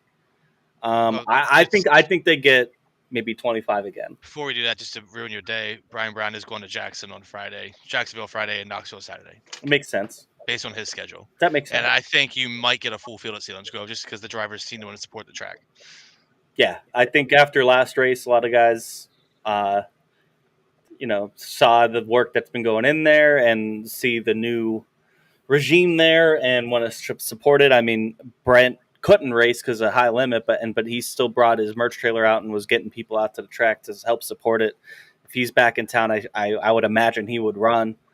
And some of those guys, some of them that didn't maybe show up last time. So I 25 to 27, I hope on Sunday. The weather looks great all week. I mean, maybe a little bit of rain late Sunday, which might do something to Selinsgrove a little bit, but other than that, it looks great. 27 is audacious, but I hope they do. They had 27 last time. Right. You don't think they can match that? Not when they have 3 races in 4 days right before it. 19 cars. No, I think about 26. Yeah, I already had a bunch of guys committing, so we'll see. He's going to be the 24th starter. I could see a guy like Derek Locke maybe, who they might not get any races in. They might go run Selinsgrove. You'll have Mike Walter, who's not going to go to Williams Grove, going to go run Selinsgrove. Whittle already said he was running Selinsgrove. You're going to have Danny there. You're going to have Macri there. You're going to probably have Brent there. So, I mean, is there a pay-per-view for this one? Because I can't go. So the cushions. Can I watch it? No, it's probably Sprint Car Limited. Nothing yet. Actually, yeah, that's true. That's a good point. There was Probably nothing not last time. So no, guess we're screwed. Nothing. So nothing. You'll be able to watch that one. So keep it on the Turn 2 Terrible socials. I'll try to keep everybody updated. Thanks, man. I appreciate that. I'll be able to keep up through Turn 2 Terrible. Yeah, and super late models there, they'll probably get a pretty decent car count, especially with Port not running on Saturday.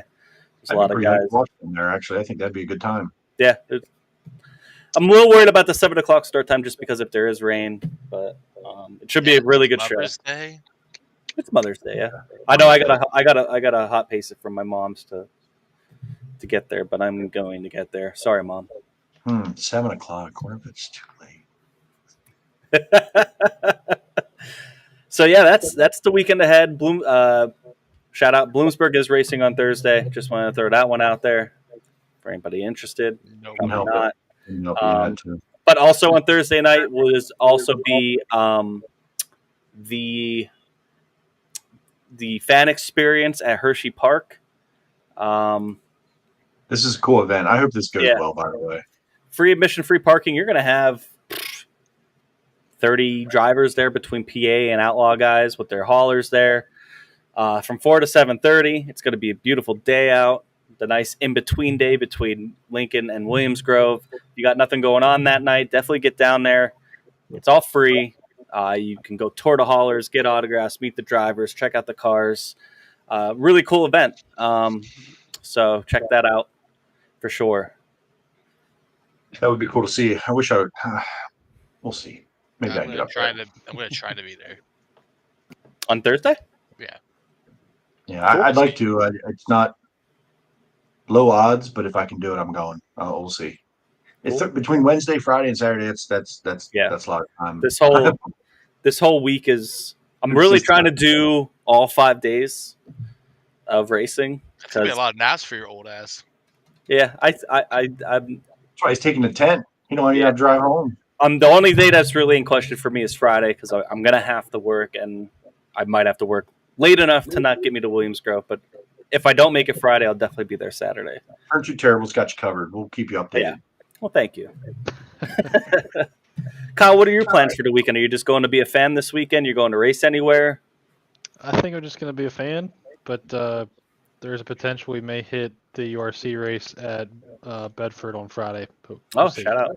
Cool. Good luck Bedford. if you do. Thank you. Bedford on Friday. URC.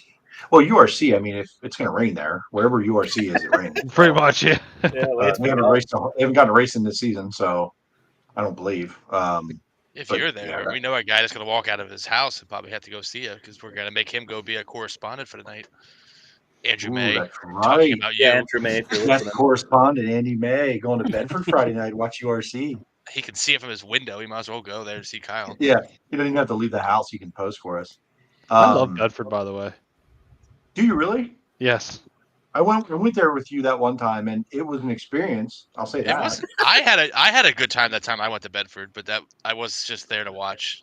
It's different, but it's different. You know, I mean, you're uphill 20 feet and then downhill 20 feet, but other than that, I mean, it's fine. It's good. Interesting. I've yet to be there. I'd like to check that place out. It's interesting. That division, you ran the 305s there, and the division that they had with you, front wheel drive, whatever's. I mean, the scenery of the crews of those cars and their families and their cousins, their cousins, and everybody. I mean, they had campsites and set up for cousin one brother. car in the pits. It was an amazing spectacle. It was something for sure. Bedford and that division. Yes. Yeah. One more thing from the past week, and that we gotta cover, real quick. Shout out, Carmen Perigo. Oh, have you seen this, Donna? I wish I could pull it up right now. Carmen Perigo went out to the Boss Series out in Ohio, ran Hilltop in Wayne County, swept them both. Damn. At Wayne County, he made it was a green white together. Green and white together. Green checkered 1 lap shootout, makes a pass, slide job in turn 1. These guys get all the way up to the pit exit in turn 4, and he holds them off. It was so they go down to back. He slides them in 1 and 2. They go down to back side by side. The guy he slid and Perigo's on the outside. They both slide themselves in 3 and 4 and slide themselves to all the way to like the 60% mark of the corner, and they both have to bail and slide up the track. And how they didn't wreck each other, Perigo is on the wall with a rooster tail of dirt behind the car, out over the fence, and drives around the dude for the win. It was awesome. It's on. Yeah. Where is that posted? We showed it. We shared it on our Facebook from Pet Brett. Shout out Brett. He's right. He was basically the crew chief for him. So check out the Turn 2 Terrible Facebook for that replay. Yeah, today, at the end of that race, that was freaking cool. He swept both features, but he also was the fastest. He won both heats both nights. Yep. Won his heat both nights. Was fastest in his heat time group both nights. He straight up swept the nights. Yeah. Badass. Pretty cool. And it was full fields too. I know Joey Amenti was out there. He was one guy that was battling Trey Jacobs. Trey Jacobs got 4th. Not a slouch of a series. There's definitely a lot of good cars there. So shout out to Carmen. It's really that's his 3rd boss win this year. So I know with them, when we had Brett on here and when we talked to him, they don't like to commit to a series. But when you win like basically the first 3 races of the season, maybe you rethink that. I don't know. We'll see. But I don't know. With him running Silver Crown and everything, it's probably going to be hard. But either way, go get those checks. Keep getting. I think Brett needs to come wrench on my car then. Yeah, maybe. I don't know if he knows how to do it with a wing on it. I don't know. Yeah, if he I knows. don't know. We can figure that out as we go. He might take your wings off. No. You'll be like, no, you're doing it all wrong. Let's I'm take your good. wings off. You'll be a lot faster. I'm good. I need the sissy flap. Speaking of cashing checks, you have to mention Billy Dietrich cashing what he got $2,500 for taking that back road challenge. Plus the hard charger award. What an animal! So I don't understand that. So he was going to start third, so he gets $2,500 to go to the back on top of whatever he would have made. Right? Who So was it's like eligible to take the back row challenge then? Everybody in the redraw. Anybody in the redraw. So you could be starting eighth. Right. If there's enough redraw cars, you could be starting They did eighth. it in order. They did it in order of the way they drew who took it first. Gotcha. I believe is how that worked. And he Okay. went 24th to 14th. What did say 10th place paid for 4 Probably not 2,500. Right. I'm gonna say probably not 2,500. So he made a race check just by going to the back and not junking his shit, and then getting hard charger, and just becoming a bigger fan favorite because he's awesome. That's why. BDB baby. He's the Macho Man. He is Macho Man. I want to slide that in there because I saw that and I was like, because I didn't realize they were even doing that, and I saw like the highlights saying was like, well, he's supposed to start third, and I'm like, well, he finished 14th, but it has plus 10 beside his name. Like, what the hell? And then makes sense, math. All right. Math is hard. Anything else from this weekend? Yeah, No. that's all I Anything for this upcoming weekend? I think we hit it all. You killed my vibe as soon as you said shot, so I don't know how to comment on it anymore. All I said Yeah, I wouldn't hate it. I wouldn't killed hate my- it. I you wouldn't killed be the as whole vibe. depressed as pretty In much. fact, I'm going to go to 18 bed of the for other now and Outlaws watch or whatever. URC instead of even going to the Outlaws because of you. You Maybe you ruined should. everything. Maybe you I will. should. Maybe I will. He's getting soft. That's all I can say. Yeah. I'm good. Thanks everybody for joining us tonight. Wait. Wait. I thought we were doing a top 5. Do we want to do that? It's Do we wanna an do it? hour and 40 minutes. Kyle's getting ready for bed. Look at him. I'm ready for bed. I'm doing a top 5. You guys don't All right. have to. All right. I'm going to predict the top 5 at Lincoln Speedway Wednesday night. Okay.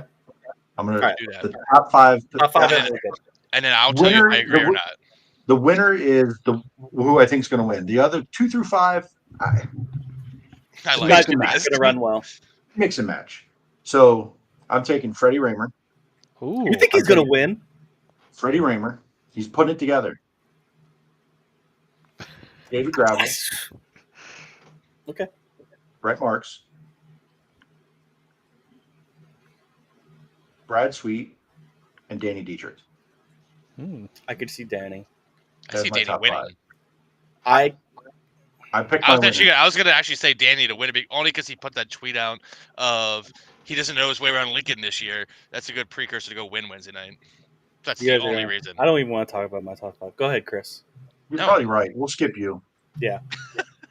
No, I mean I agree with Jeremy's top 5. I just would flip Danny and Freddie. I think Freddie's a good pick. I mean, he kind of picked 9-second win the other night, but I think Danny shows up. All right, Kyle? Jeremy, who's I gonna win? almost feel bad not putting Logan or Jacob in there because Jacob won. Logan hasn't won there yet, but Yeah, but I don't know. you put the dog. He just hasn't put a whole night together at Lincoln, Logan. Yeah. Kyle, who do you think your top 5 are? You don't have to put them in order. Just give us 5 drivers that you're watching out for to win. I'm going to say Devin Borden. Oh, wow. Yep. Yeah, you want to rethink that one. Just No, long if the wing doesn't I look didn't like put, that. I didn't it'll be put fine. Justin Peck in the top 5. He's won multiple races at Lincoln. That's He's fine. really It's good. an outlaw show. That was my next words coming out of my mouth. Stolen. Devin Borden, Justin Peck, Danny Dietrich, Brent Marks. Do I give him Outlaw top 5? I don't see. It's a tough choice because I don't see them getting swept from the top 5. I do, though. I can Anthony see it being Macri. cool. Aha! Clever. Forgot about that guy. See, Jimmy, that's how it's done in posse country. Hey, more Right, power Jimmy. to you. I'm No, say the list so we can turn the show off and be done Listen. forever. Brad Sweet and Donnie Schatz consistently have been fast at Lincoln the past several years. So outside of the posse guys, I see those two in the top 5. I can see that. And Gravel's won a race there, and Gravel time trials well every time he goes there. it's hard for me to not put gravel in that conversation, because if you time trial well at Lincoln Speedway, you get through your heat, you make the dash, you have really good odds of finishing in the top 5. Yep. So he's just consistently year after year time trialed well, no matter what draw he has. It was hard for me not to put gravel in there, even if he doesn't dominate these races. And Sweet, we've seen Sweet win before. It's tough. It's hard for me not to put an Outlaw in there somewhere. They're just too good everywhere they go. Listen, 5 o'clock Wednesday afternoon, after I've been in the parking lot all day, I'm going to give you 5 PA drivers. But tonight, I'm going to give you the real top 5. Carson Macedo's winning this. Holy Carson Macedo. I'm sorry. I'm out. I'll see you guys I'm later. sorry. Wait. Carson Macedo's winning. Have him and Cole been hanging out? I'm not even a Macedo fan. What I've seen out of him and knowing how good he is, he's been pretty good at Lincoln. Just hasn't put it all together. And this team's putting it together this year. I could see Carson Macedo winning. Same thing. So, Brett Marks second. yeah, do it. Just Macri, Peck, and Borden. damage is done. Sorry. You picked Shots to win Williams Grove. I did not pick him to win Williams Grove. I said I wouldn't hate if he won Williams Grove. And I didn't mean this weekend. I meant like in general. If I saw Donnie Schatz win in person in PA, I'm not going to be completely upset. I didn't mean this weekend. He's doubling You down. know what I'm the most disappointed in all this is that we're not going to get to see Buddy compete at Lincoln, and he's really good at Lincoln. Yes, he is. He won a race there. He's very fast there. Buddy, he was good there. Macri, Brent, Danny, Freddie. It reminded me of something I thought of earlier. Like that would have been pretty cool. I'm not like Kofoid's not an outlaw. He's not posse, but it's fun watching him rip around that place when he's not a guy that's been there for 10 years. It's nice. It was cool seeing a young guy come in there and figure that place out, because that's not easy to do. It's kind of disappointing he's not going to be there to do it. I'm a little disappointed in that. That's certainly a small second disappointment to level of disappointment having Jimmy tonight, but Quick question though: who goes into the 11 car? If you guys had to pick somebody right now, Do they just go all Brenham Crouch? Did they just turn all their focus to him? I think I was thinking 11th. I saw Brenham Crouch finish 11th in a 305 race the other week. Like, I don't know if he's ready for that, but neither here nor there. If I was making a case for somebody, I would make the case for Anthony Macri to try to get in that car. No, I think his stuff's better. I don't even know if it's about that. Does it make sense? I don't mean like equipment wise. I just think the way that whole team is, how that's come together right now. Why change? I mean, I get it, but just somebody that I thought about earlier today. Nah, I don't think this year you change for Macri unless you get into a really great ride. I mean, they're trying to build that program to go. No, I'm talking. Outlaw. I think the only way Macri actually leaves is if he goes to like an established team, like say Casey King gives him the 9. Which so many people are talking about people going in the 9. That's not going to happen. But I mean, I haven't heard Tanner Thorson buy a ride lately. He's probably due. Maybe. I see PPM going to that 11. It just makes too much sense. And then leave it by end of July. Does it? But it makes too much sense because we've seen it before. But at some point, does the history catch up and be like, nah, bro, we're good? But he brings money, clearly. If he's bringing money, he's a talented driver. And now you got an outlaw-worthy team just sitting there doing nothing. So, PPM will bring in a little bit of funding. It makes so much sense. Troy Wagaman to the 11. Just flip the apple cart over already. The bigger question is who goes in that canvas number 29? No idea. Logan McCandless again. I was just about to say. Again, I nothing against the kid. I think he's just he's young, he's inexperienced, he's not PPM. He's what the car can do, but if they don't have to and they don't have the PPM money coming in, I mean, clearly that was chalk sticks and PPM money put a deal together. Does Logan just get back behind the wheel and continue to drive the car? I would assume that would be the case. I don't know. Put Logan Wagner in that 11. Get out of here. Logan doesn't have the money to keep the one going. He doesn't have the money to run He the couldn't 11. Yeah, this is off the rails. I'm out. Can we end This this? is insane. This I is can't do Jimmy's ruined everything. I'm done. I thought Logan Wagner was going to NASCAR. Oh, stop it. Stop it. I thought he was going to that Junior Oh. Motorsports car, taking over for Josh Berry. Mm. it. Yeah. Josh Berry was taking over for Danny Dietrich. Have a good night. My head hurts. Thank you, Kyle. Thank you, Thank you so much, Kyle. Motorsports. The Kyle- closer it gets to 10 o'clock, the goofier Jimmy gets. He's huffed too much cat piss or something. Chris, I'm thinking you might have. How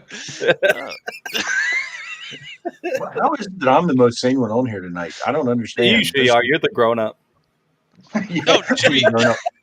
I'm falling Jimmy asleep by this ruined- point. Jimmy ruined my whole mood, so I just want to end it. How am I ruining the mood? Just because I'm a realist, man. Just 'cause Listen, I'm a guys, realist. I gotta go, but I'll just tell you this much. I haven't said it in a while, but Jerry Zarfus is my hero. There it is. Thank you There so it is. much for joining us on short notice, Thanks, Kyle. Kyle. And thank you for your input and good luck in the future here.